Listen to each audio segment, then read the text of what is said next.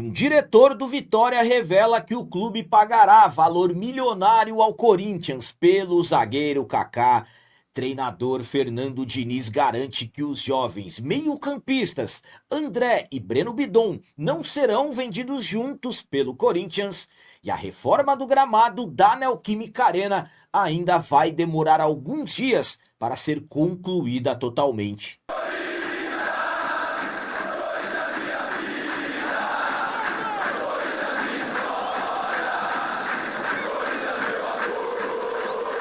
Salve galera, nação corintiana, tudo bem com vocês? Antes de falarmos sobre esses assuntos, já gostaria de pedir a vocês, por favor, deixem o like. Você que não é inscrito no canal, por favor, já se inscreva no canal e ative o sininho para receber a notificação de todos os vídeos. Começando esse vídeo de hoje falando sobre o gramado da Neoquímica Arena. Após a troca, toda a reforma que foi feita, ainda vai demorar alguns dias para que tudo seja concluído totalmente. O gramado da Neoquímica Arena, desde o início do mês de junho, passou por uma modificação, uma reforma, na verdade, aconteceu a troca do gramado. Então, com os trabalhos sendo finalizados, o Corinthians fez na última segunda-feira, dia 20 de julho, um treinamento de adaptação dos jogadores ao novo gramado e, inclusive, até o treinador Fernando Diniz revelou em entrevista coletiva após a vitória diante do Remo na própria Neoquímica Arena que alguns jogadores acabaram estranhando o gramado. Inclusive, aconteceu um incidente com o Ranieri que prendeu o pé, caiu e ficou fora desse jogo contra o Grêmio porque teve um ralado gigantesco no seu joelho. Enfim, então, com todos esses detalhes do gramado, alguns jogadores estranhando e até alguns reclamando da forma que ainda estava, na verdade o gramado ainda vai demorar alguns dias para atingir as condições ideais. O problema, na verdade, é o excesso de areia e a falta de compactação, especialmente nas áreas dos escanteios. O Corinthians já iniciou um processo de perfuração do solo para aumentar a firmeza do gramado e acelerar a recuperação. Então, o gramado da arena, que ele conta com um sistema híbrido composto por fibras sintéticas instaladas abaixo da superfície que reforçam as raízes da grama e aumentam a sua resistência. Então, pelo que se tem de previsão para o jogo da volta das oitavas de final da Copa do Brasil diante do Internacional, o gramado da arena já estará nas condições ideais. A minha opinião quanto a todos esses detalhes envolvendo o gramado da arena é a seguinte. Primeiramente, o próprio Fernando Diniz revelou que alguns jogadores estranharam o jeito que o gramado estava, principalmente por ainda não estar compactado. E, sinceramente, é um processo que é, vamos ter que aguardar, eu falo todos, vamos ter que aguardar para que tudo seja concluído da melhor forma possível. O Corinthians já fez um jogo na nossa casa, o gramado não foi problema, vencemos o Remo por 3-0. Antes da previsão, pelo menos o que diz os responsáveis pela arena, do gramado estar nas condições ideais, nós vamos receber o Atlético Paranaense para mais um jogo em casa. Então, eu acredito que para o jogo contra o Atlético Paranaense, os atletas já estarão um pouco mais acostumados sobre o jeito ainda que o gramado está. Um ponto importante é que no ano passado a Enelfel financiou a utilização de uma máquina que veio da Holanda para reforçar essa estrutura sem a necessidade da troca do gramado. Nesse ano a troca aconteceu no momento ideal, período de inverno, já que o gramado é de inverno e sinceramente eu acredito que aos poucos tudo vai voltando ao jeito que sempre foi, já que o gramado da nossa casa é o melhor do nosso país e eu particularmente espero e acredito que o Corinthians não será afetado negativamente com tudo isso. E agora vamos falar sobre as palavras do treinador Fernando Diniz, que garante que os jovens meio-campistas André e Breno Bidon não serão vendidos juntos pelo Timão. Sabemos que o Corinthians terá extrema necessidade de vender jogadores agora nesse segundo semestre, com a situação financeira extremamente crítica. uma dificuldade enorme de atrair novas receitas, patrocinadores, novos investidores, a diretoria do Timão vê hoje vender jogador ou jogadores para dar uma equilibrada na situação financeira que, como eu disse, é bastante complicado. Corinthians que nos 4 primeiros meses atingiu um déficit de quase 170 milhões. Então, hoje, a saída para dar uma pequena melhora na situação é vender jogador. Os nomes que consideramos aí os mais fáceis de serem vendidos incluem dois jovens meio-campistas, André e Breno Bidon. E claro que nós estamos preocupados se de repente os dois serão vendidos juntos, porque já tem clubes da Europa de olho nesses jogadores. No que depender do que diz o Fernando Diniz, existe ali um acordo da comissão técnica com a diretoria que os dois não serão vendidos juntos. Vamos para as palavras do Diniz. Não corremos risco de perder os dois. Se perder, vai ser um só. Estamos muito alinhados. Sei que o Corinthians precisa vender alguém. Tem que ser um jogador que gere um recurso expressivo para valer a pena. Se pudéssemos segurar todos, seria ótimo. Se tiver que sair, que saia apenas um. Então, Fernando Diniz garante que fez um acordo que está alinhado com a diretoria do Corinthians, que apenas um dos jogadores serão vendidos. Enfim, então vamos aguardar e tomara que realmente as coisas sejam assim. A minha opinião quanto a essas palavras do Fernando Diniz, que o Corinthians não venderá o André e o Bidon juntos, é a seguinte. Eu vou ser bem sincero com vocês. Vamos supor, chega uma proposta pelo André. Pelo que se fala, o Corinthians tem a intenção de vender o André por cerca de 130 milhões uma totalidade, valor fixo e bônus. E o que para mim, sinceramente, são valores baixos. O Corinthians deveria estar trabalhando com valores bem acima para poder vender o jovem jogador.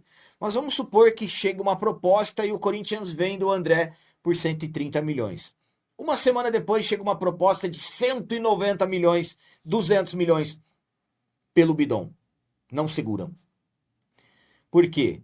Porque estamos falando de uma proposta, de repente, de um valor que talvez a diretoria não estaria esperando. Então, para mim, tudo vai depender de valores que serão colocados à mesa. Volto a dizer, se chegar uma proposta exorbitante pelos dois ao mesmo tempo, a diretoria não vai segurar. Claro, é uma informação? Não. É uma opinião minha, mediante a toda a necessidade financeira que o Corinthians tem. Agora, uma coisa é fato. É inacreditável um clube do tamanho do Corinthians ter que se apegar a vender jogadores para resolver as coisas simples mensais, como pagar as contas básicas, funcionários, comissão técnica, elenco. É mais para isso, para se ter uma ideia. Então, é impossível um clube como o Corinthians ter chego a esse ponto. Então, para mim, nessas condições, se tiver que vender os dois, vão vender.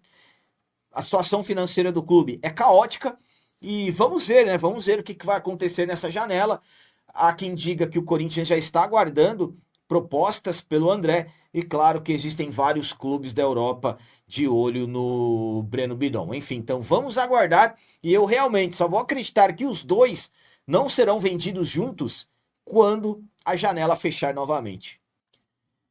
E para finalizar esse vídeo de hoje, vamos falar sobre uma informação que está sendo tratada por muitos como uma excelente notícia.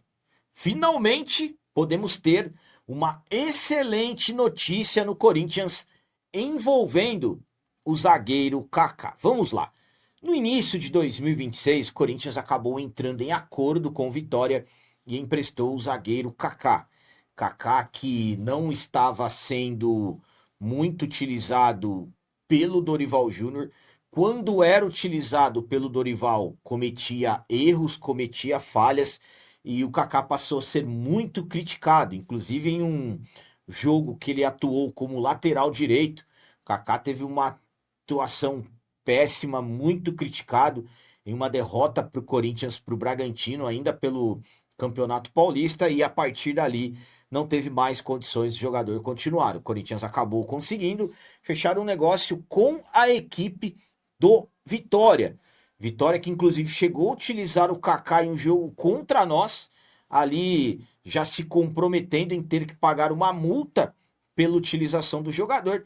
E agora realmente o Kaká não vai mais ter chances de voltar para o Corinthians. Pelo menos é o que garante o diretor do Vitória, Sérgio Papelin.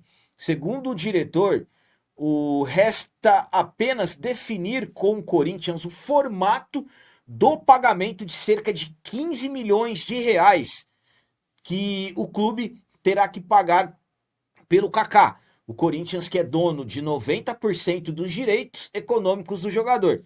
O Vitória terá que pagar o Corinthians pelo fato do jogador ter atingido as metas estabelecidas em contrato, acionando a obrigação de compra por parte do clube. Então, o Kaká que chegou no Vitória, se adaptou rapidamente, se tornou também rapidamente um dos principais jogadores da equipe, pelas palavras do Sérgio Papelin, será comprado pelo Corinthians uma negociação envolvendo cerca de 15 milhões de reais para os cofres do Corinthians. Como ele disse, resta aí definir como que será feito o pagamento, se o Corinthians vai parcelar em quantas vezes. Então, muitos estão tratando como uma excelente notícia pelo fato de um jogador que não estava indo bem com a nossa camisa, ainda por cima vai render alguns milhões. Mas tem um detalhe importante em tudo isso: o Corinthians ainda deve ao Tokushima Vortis do Japão cerca de 24 milhões de reais pelo jogador.